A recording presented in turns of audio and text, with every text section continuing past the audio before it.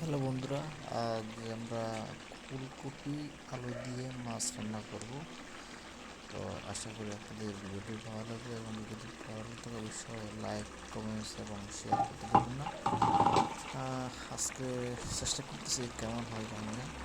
দেখছেন কি সুন্দর ফুলকপি তারপরে আলু দেখা যাচ্ছে এবং সেইভাবে রান্না হচ্ছে। এখানে মাছ আছে, মাছ দিয়ে ফুলকপি রান্না হবে আজকে।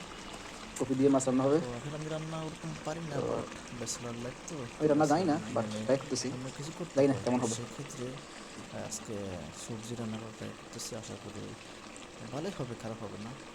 তো এখনও কমেন্টসে অবশ্যই জানাবেন যে আসলে রান্নাটা কেমন হয়েছে। তো এখন ডেকে দেব কিছুক্ষণ।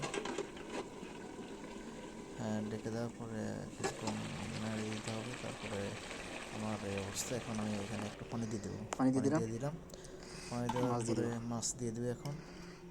মোটামুটি মাছ দেওয়ার পরে কিছুক্ষণ ঢেকে রাখবো। মাছ আমার সবগুলো দেওয়া হয়ে গেছে। তারপরে এখন ঢেকে মাছ দিয়ে দিয়ে কিছুক্ষণ ঢেকে ঢেকে দেবো। দেবো। ঢেকে দেওয়ার পরে আমাদের রান্না আবার কমপ্লিট। চলে আসলাম। দেখেন কি সুন্দর আমার রান্না হয়ে গেছে। হালকা লবণ দেখবো, তারপরে হালকা জিরে দিয়ে দেবো, জিরে গুঁড়ো দিয়ে দিয়ে আমি রান্না শেষ করে ফেলবো। তো বন্ধুরা, রান্নাটা কেমন হয়েছে অবশ্যই কমেন্টসে জানাবেন।